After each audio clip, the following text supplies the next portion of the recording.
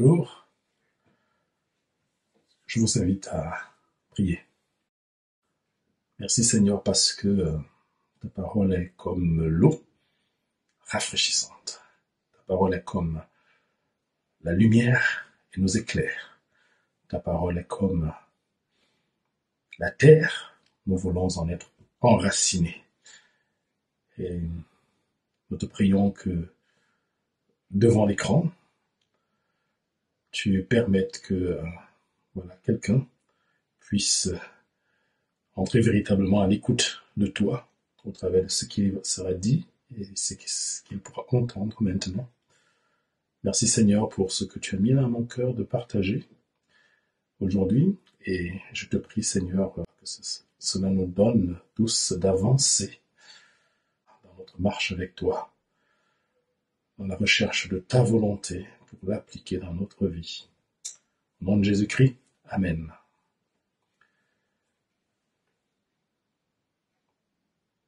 Je ne sais pas si vous connaissez la fameuse pièce théâtrale du Cid. C'était un livre que je crois on le lisait au lycée.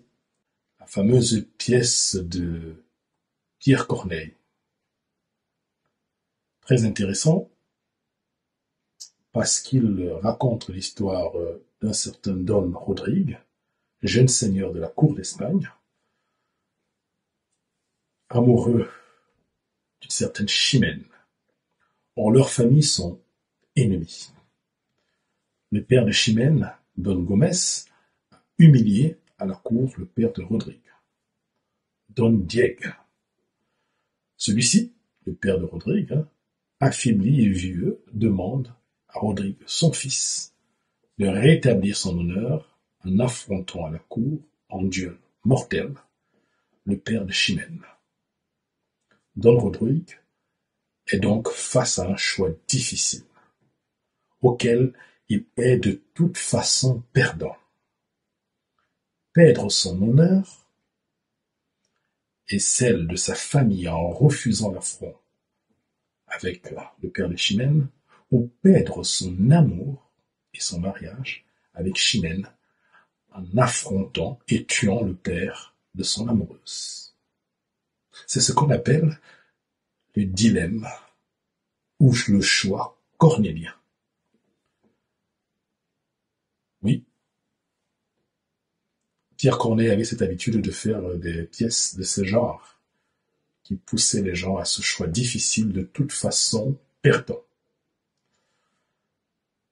Quel est le moins mauvais, le moins pire entre deux choix ou deux situations? Le dilemme cornélien.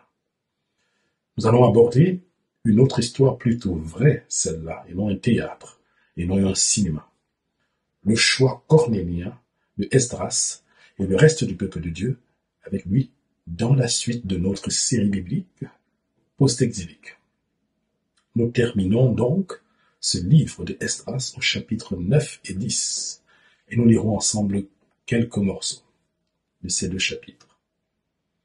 Après 70 ans, rappelons-nous, de captivité déporté à Babylone, Dieu fidèle se reconstitue un reste de son peuple à Jérusalem. Il y a eu un premier retour qui avait déjà eu lieu avec Zorobabel, si vous vous souvenez, et le grand prêtre Josué. Le temple avait bien été reconstruit sans que pourtant l'objectif de la restauration spirituelle du peuple soit atteint. 50 ans sont passés. 50 ans, et Dieu donc a suscité Esdras depuis Babylone, encore en déportation, pour une deuxième vague de retour à Jérusalem pour rétablir le culte à Dieu et la restauration du peuple dans sa vocation de mise à part pour Dieu parmi les nations, sans être de ces nations païennes. Le convoi d'Esdras, comme nous l'avions déjà vu au chapitre 7 et 8, est donc parti et ici, comme on voit aujourd'hui, est donc arrivé à Jérusalem, où il a rejoint donc les premiers retournés d'il y a 50 ans. Ils ont donc Esdras 9, les versets 1 à 6 et les versets 14 et 15. Cela fait, les chefs se sont approchés de moi en disant, le peuple d'Israël, les prêtres et les lévites ne se sont pas séparés des populations installées dans la région. Ils imitent leurs pratiques abominables, oui, celles des Cananéens, des Hittites, des Phérésiens, des Jébusiens, des Ammonites, des Moabites, des Égyptiens et des Amoriens. En effet, ils ont pris certaines de leurs filles comme femmes pour eux et pour leurs fils, et ils ont mêlé la sainte lignée aux populations installées dans la région. Les chefs et les magistrats ont été les premiers à commettre cet acte d'infidélité. À cette nouvelle, j'ai déchiré mes vêtements et mon manteau, je me suis arraché les cheveux et la barbe, et je me suis assis accablé.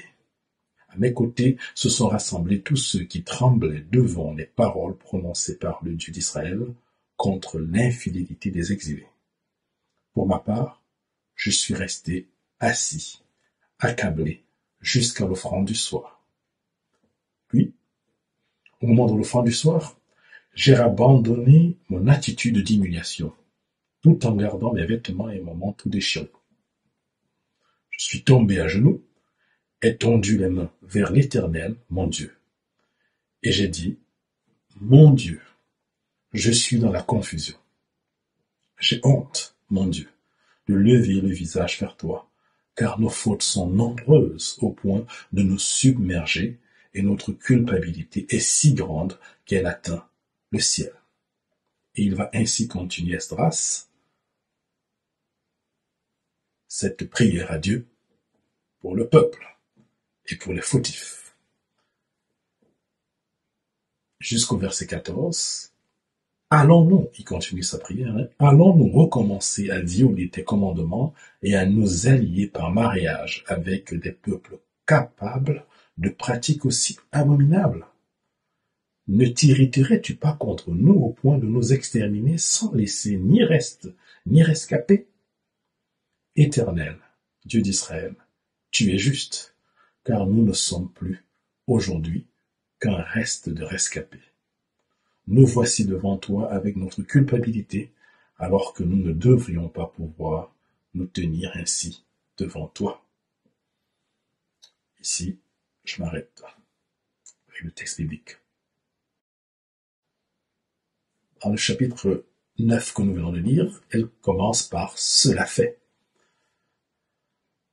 Qu'est-ce qui s'est passé? Cela fait. Alors, le temps de l'accueil et de l'établissement des contacts, puisque le peuple, deuxième vague, est arrivé à Jérusalem avec Esdras.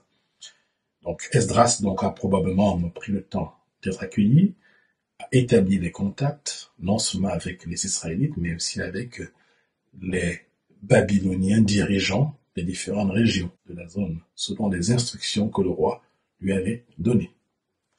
On peut dire qu'un mois va s'écouler depuis là.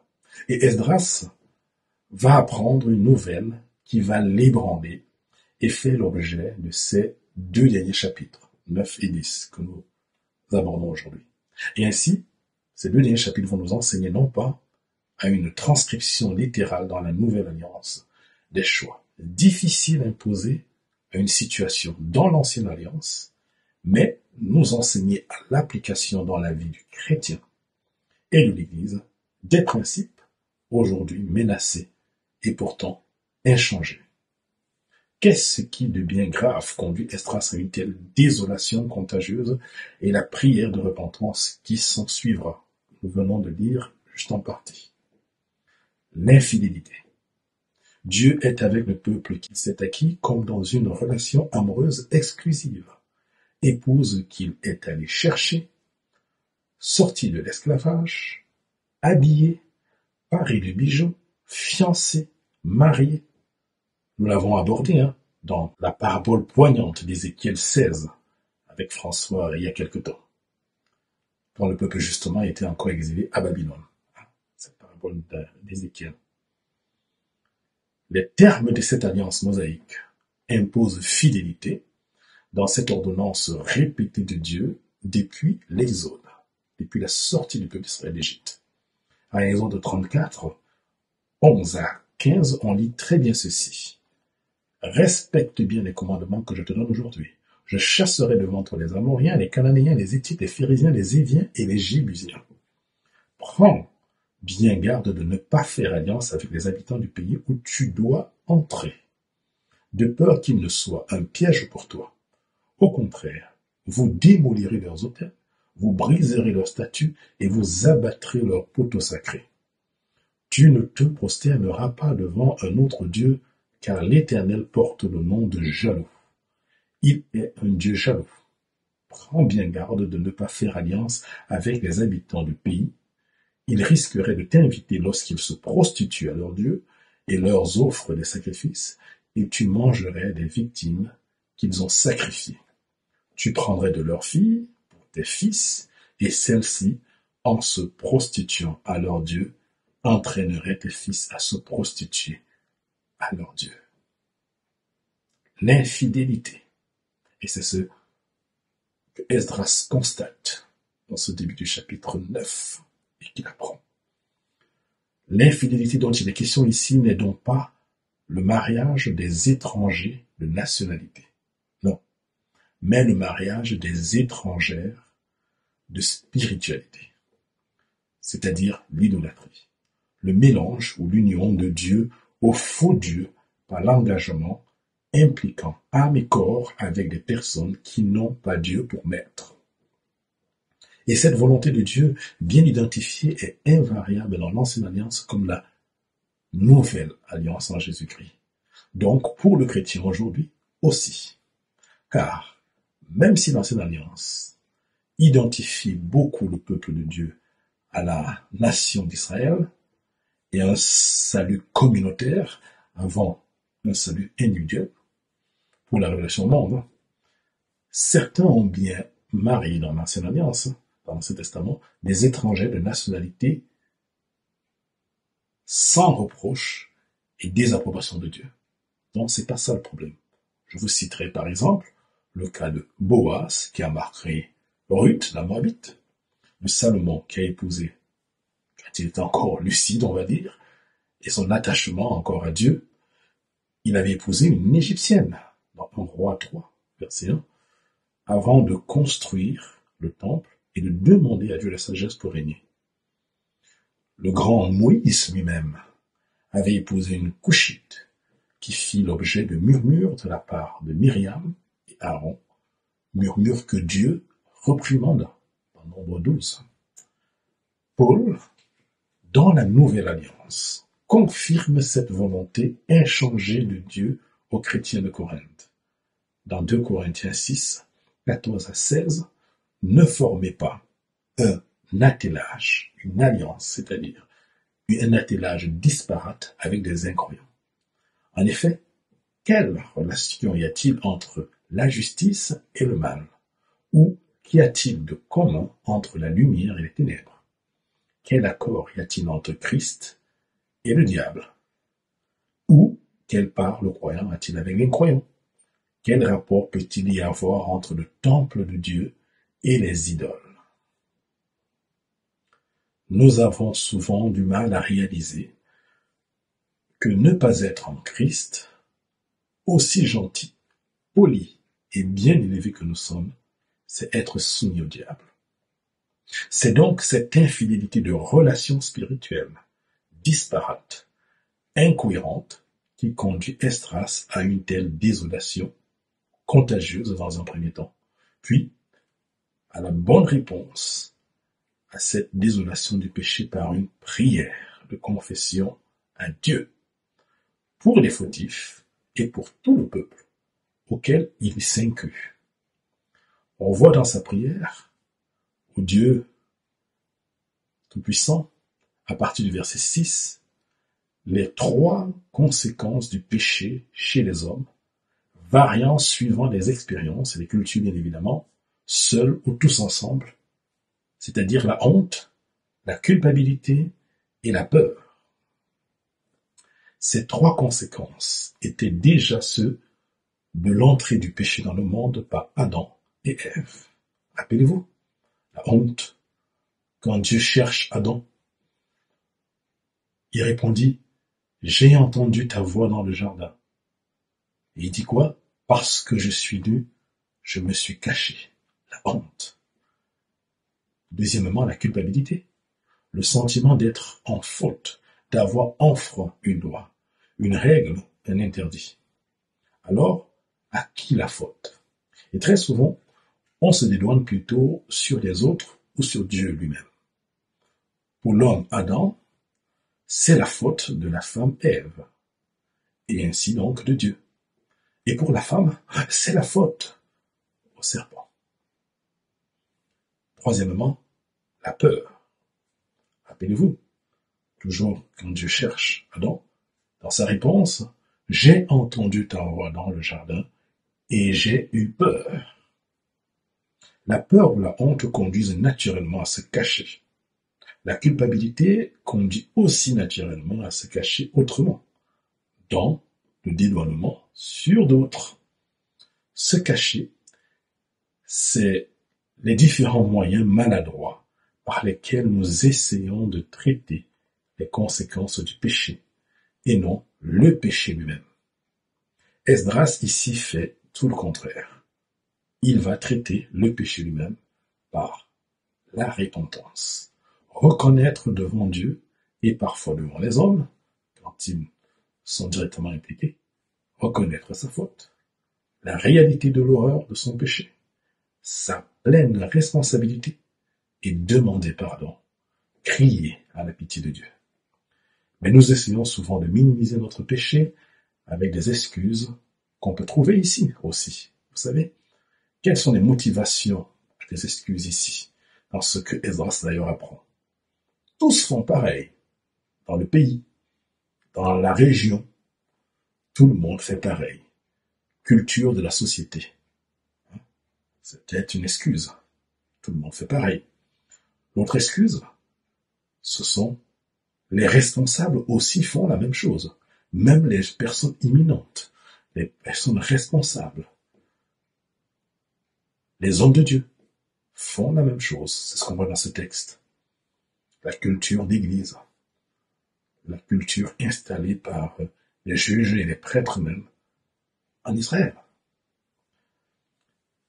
Troisième raison, excuse souvent face au péché, c'est comme ça dans ma famille. Mes parents, c'est comme ça que j'ai appris. Dans notre famille, ça a toujours été comme ça. La culture familiale. La confession de ces péchés requiert un véritable chagrin et une humilité.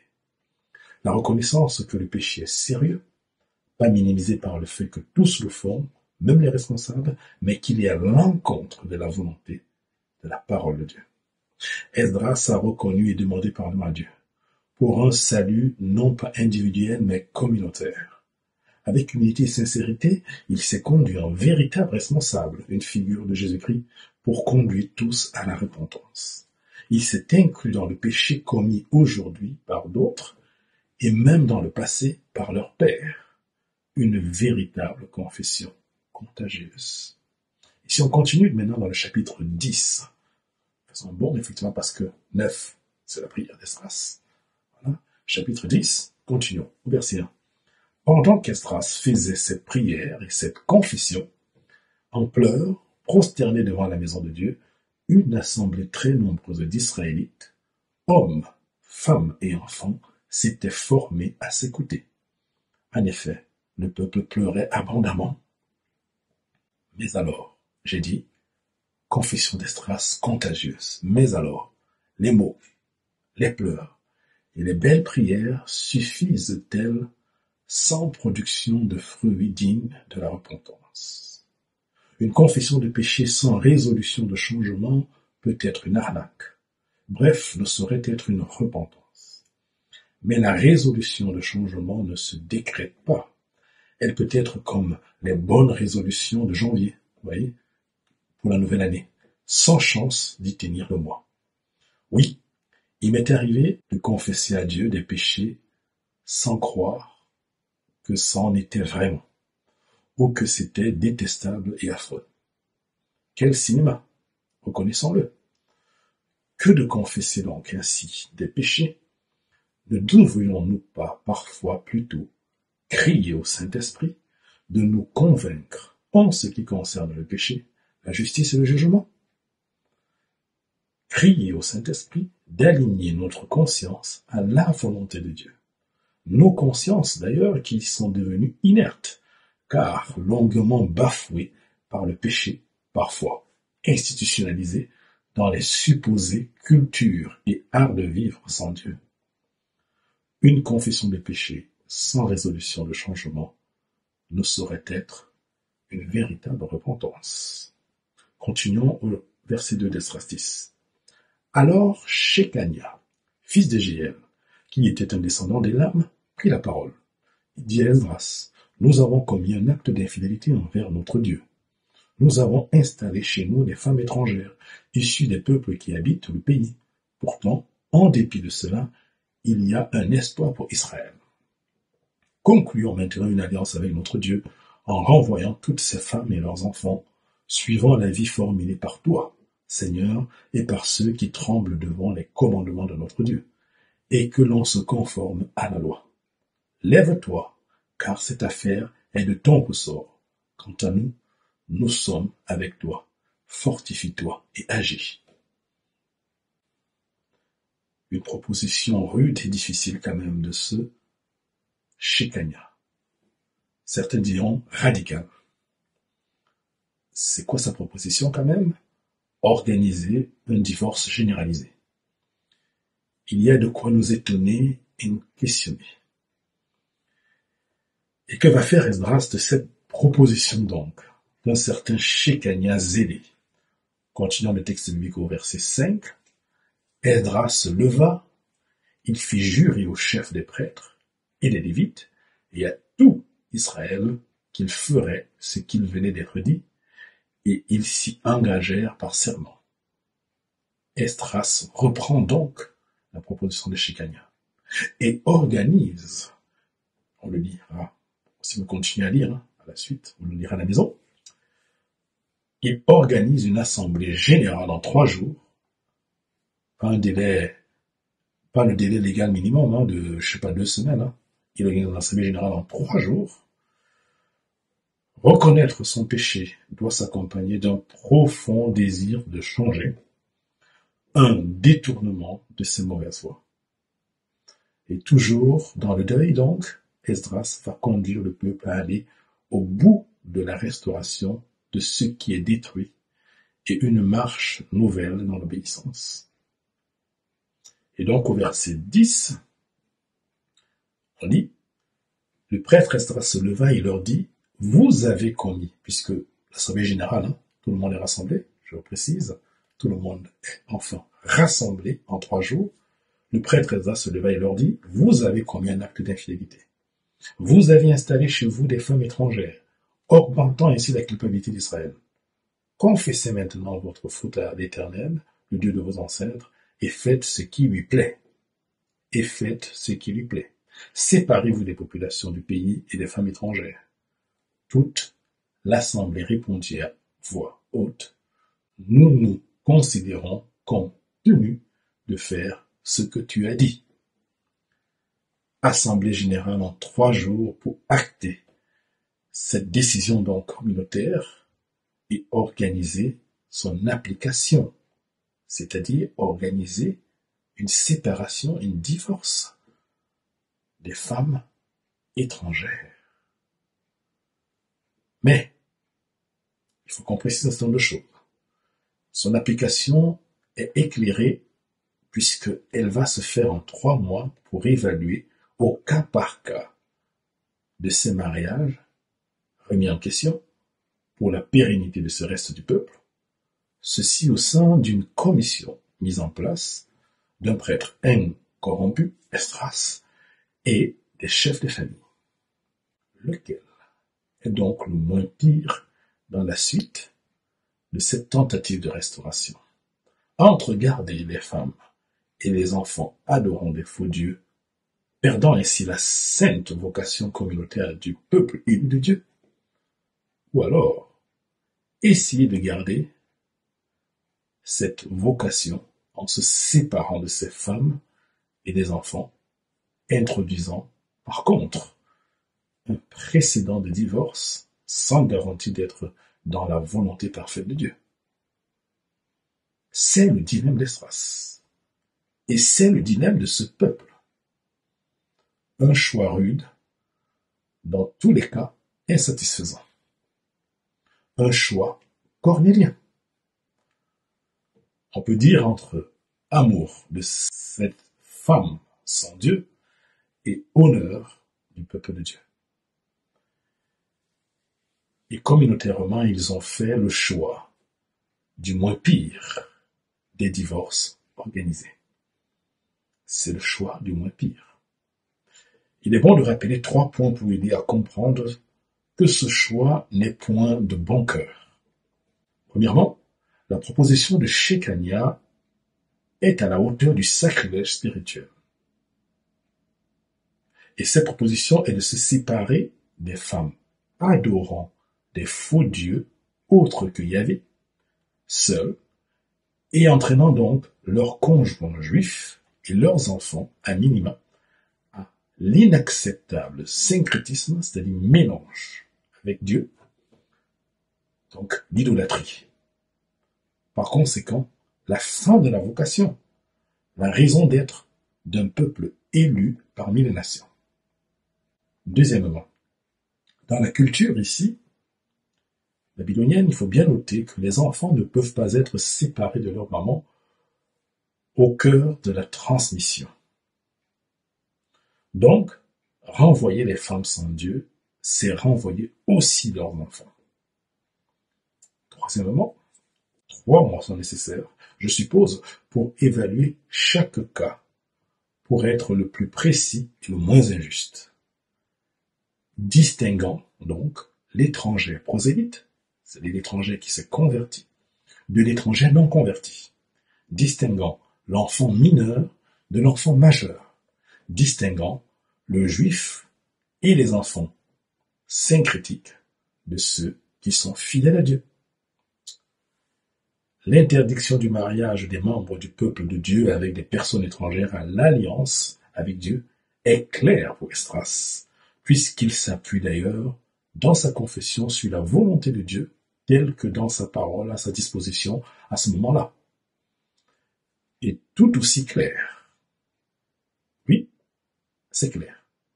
Mais la volonté de Dieu pour les membres de son peuple par rapport au divorce de ceux qui se sont mariés illicitement peut être pour lui moins claire, puisqu'il n'a pas de révélation à ce sujet, et voir ce que Dieu en pense par un de ses prophètes, par exemple, lui aurait été peut-être utile. Peut-être.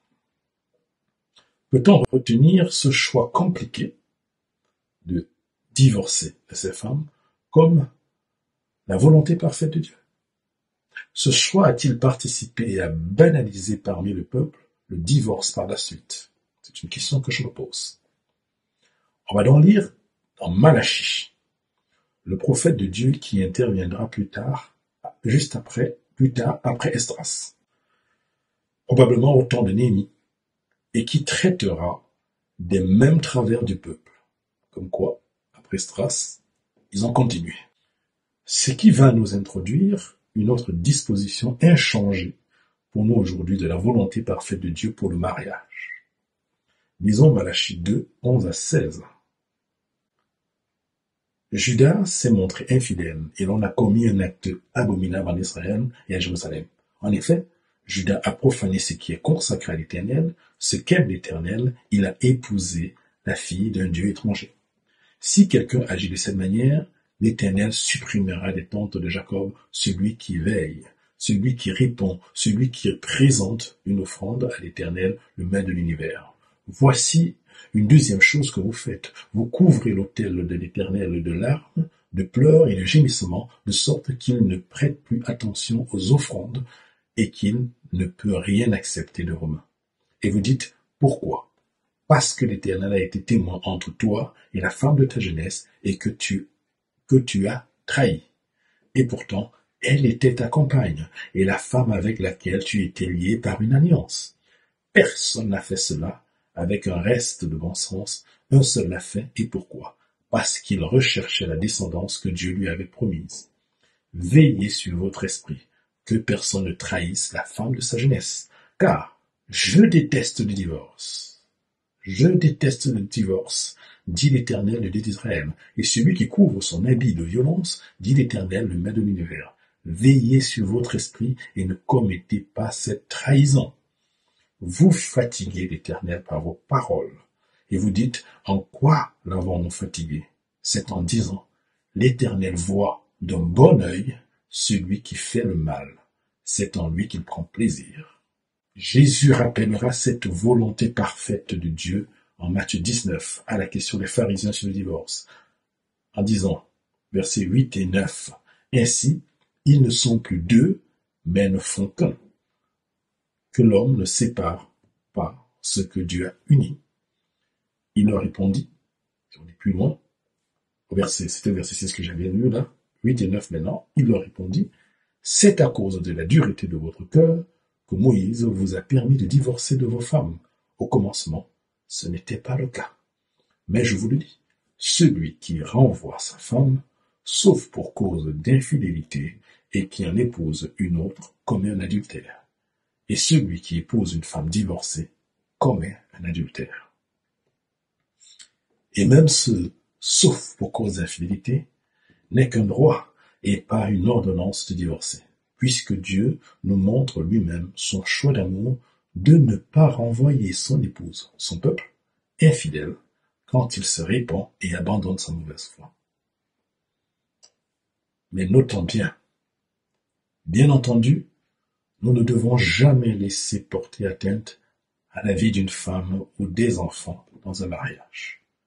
Nous n'encouragerons aucune femme violentée, battue ou des enfants agressés sexuellement à rester dans un foyer dont l'un des parents aurait manifestement besoin de l'intervention des services compétents et d'être accompagné, protégé de lui-même et ainsi de sa famille. Je ferme la parenthèse. Plus de 50% de mariages en France finissent par un divorce. Oui, je parle de mariage tel que défini par la parole de Dieu.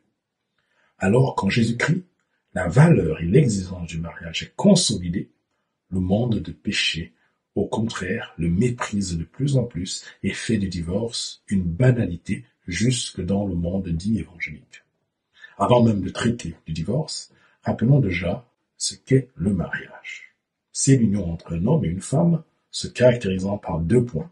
Une manifestation et une reconnaissance publique, ça varie selon les cultures, les familles, les traditions, je sais pas, et une union de corps, vie commune et sexuelle. Ce qu'on appelle la consommation du mariage en fait partie. Ces 2 points ensemble d'engagement libre constituent bien un mariage. Que l'on soit chrétien ou non chrétien. Dieu est attaché à l'engagement du mariage. Il reconnaît donc bien les mariages, même si contractés en ignorance ou en opposition de qui il est, Dieu. Les multiples mariages passés de la femme samaritaine n'en étaient pas moins des mariages. Et Jésus va le reconnaître et au contraire distinguer que l'homme avec qui elle vivait à l'instant de son échange avec le Seigneur n'était pas son mari. Vivre clandestinement ou unilatéralement dans le même lit ne constitue donc pas un mariage. Flirter et coucher ensemble ne constitue pas non plus un mariage, mais une impudicité, une mauvaise utilisation du bon plaisir sexuel donné par Dieu, malheureusement hors du cadre établi par Dieu, c'est-à-dire du mariage. Pour les chrétiens sans ambiguïté, l'acte sexuel suit l'attachement public.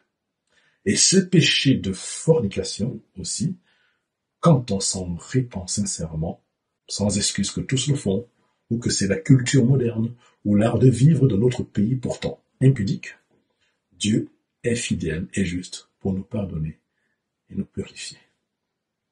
Comme le non-chrétien, le chrétien est donc libre de se marier avec qui il ou elle veut.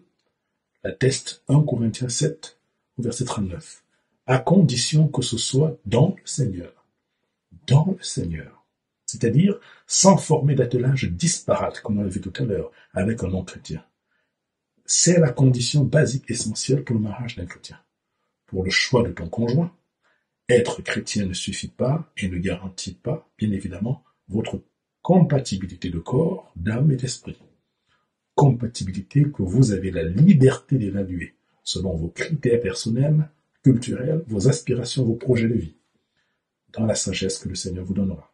Mais être en Christ en est le critère basique pour celui qui est en Christ aussi. Jeunes gens, moins jeunes, célibataires, chrétiens, ne vous hasardez pas dans des choix contraires à la volonté de Dieu, car, comme ici dans Esdras, des choix dans le péché, d'autant plus dans les relations prioritaires de nos vies, conduisent, même quand il y aurait une sincère repentance, aux dégâts collatéraux et aux choix cornéliens. Certes, moins pire pour celui qui revient sincèrement à Jésus-Christ, mais de toute façon, des choix insatisfaisants. Être entre amour d'un conjoint étranger, à l'alliance de Dieu, et l'honneur d'une quelconque réputation, choisissons l'amour de Dieu. Choisissons l'amour de Dieu. Dieu reconnaît et est attaché au respect du mariage, même entre ceux qui ne le connaissent pas. Ainsi, dans un couple, la conversion de l'un à Jésus-Christ n'annule pas le mariage. Mais Paul exhorte dans ce cas le chrétien ainsi, dans 1 Corinthiens 7. Aux autres, ce n'est pas le Seigneur, c'est moi qui dis. Si un frère a une femme non croyante et qu'elle soit d'accord d'habiter avec lui, qu'il ne divorce pas d'elle. Et si une femme a un mari non croyant et qu'il soit d'accord d'habiter avec elle, qu'il ne divorce pas de son mari. Plus loin, il dit, si le non-croyant veut se séparer, qu'il le fasse. Le frère ou la sœur n'est pas lié dans un tel cas. Dieu nous a appelés à vivre en paix. En effet, comment peux-tu savoir, frère, si tu sauveras ton mari, ou comment peux-tu savoir, mari, si tu sauveras ta femme? Et plus loin, es-tu lié à une femme? Ne cherche pas à rompre ces liens. Ayant ainsi la volonté de Dieu, inchangée pour nous aujourd'hui, comme on vient de le voir, nous comprenons que le choix ou les choix de péché conduisent à des situations anormales et insatisfaisantes. Le tableau est peut-être sombre pour quelqu'un qui se sent jugé, rejeté, condamné en entendant tout ce qu'on vient de dire. Et pourtant, peut-être parce qu'adultérien, parce que divorcé illégitime, parce que chrétien en rébellion, par mariant quand même un non-chrétien, ou même enfant sans aucune responsabilité, issu de ces situations anormales. Quelque chose devrait nous encourager. Revenons dans le texte biblique. Shekania, ce Shekania qui paraît dur ou légaliste dans sa proposition, mais relisons un peu et voyons versets 2 et verset 26. Verset 2 du chapitre 10. Alors Shekania, fils de Jéel, qui était un descendant d'Élam, prit la parole. Il dit à Esdras, nous avons commis un acte d'infidélité envers notre Dieu. Nous avons installé chez nous des femmes étrangères, issues des peuples qui habitent le pays. Pourtant, en dépit de cela, il y a un espoir pour Israël. Et plus loin, dans la liste de la centaine de fautifs, il y a eu une centaine de fautifs, sur un peuple de, on estime à plus de 120 000 personnes. Au verset 26, on les cite exactement, ceux qui ont été fautifs. Plus loin, au verset 26, qu'est-ce qu'on trouve? Parmi les descendants d'Élam, Matania, Zacharie, Jéel, le père, le parent de Shekania, Abdi, Jérémoth et Élie.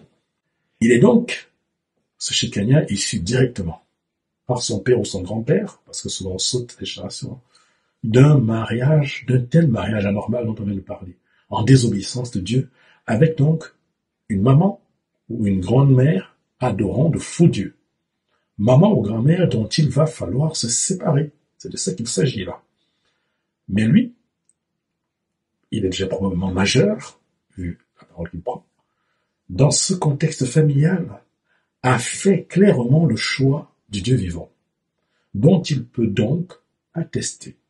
Pourtant, en dépit de cela, des fautes, des choix hasardeux, des mauvais choix de mes parents, il y a un espoir pour Israël. C'est ça la grâce de Dieu. Il n'y a pas de fatalité du passé que j'ai subi. Il n'y a pas de lien que la croix de Christ ne brise. Il n'y a pas de péché avoué sans détour et excuse culturelle ou familiale que Dieu ne pardonne. Il n'y a pas de choix passé qui priverait quelqu'un de la grâce de Dieu, qui priverait de sa restauration pour lui, appartenir et marcher en nouveauté de vie à sa gloire. À part la mort, sans avoir saisi le pardon de Dieu pour nos péchés offerts à Jésus-Christ, il y a un espoir pour Israël. Mieux, il y a une espérance certaine en Jésus-Christ. Déjà marié illégitime, déjà divorcé illégitime. Même si c'est une situation compliquée, même si c'est une situation de désobéissance compliquée dans laquelle il vaut mieux ne pas entrer, il me semble qu'il y a finalement un chemin ici. La sincère repentance, obligatoire pour regretter et se détourner de son péché. Deuxièmement, pour ceux qui viennent donc ainsi à Jésus-Christ, leur union passée sans Dieu n'est pas à rompre, mais malgré les tribulations d'un tel mariage, tu peux t'appuyer sur la grâce de Dieu pour vivre fidèlement dans ton foyer en témoignage de Jésus-Christ. Et reprenant donc Paul, traitant de ces convertis au Seigneur après leur mariage, après un mariage, dans 1 Corinthiens 7, 16, en effet, et 21, en effet, comment peux-tu savoir, femme, si tu sauveras ton mari? Ou comment peux-tu savoir, mari, si tu sauveras ta femme? Es-tu lié à une femme? Ne cherche pas à rompre ses liens.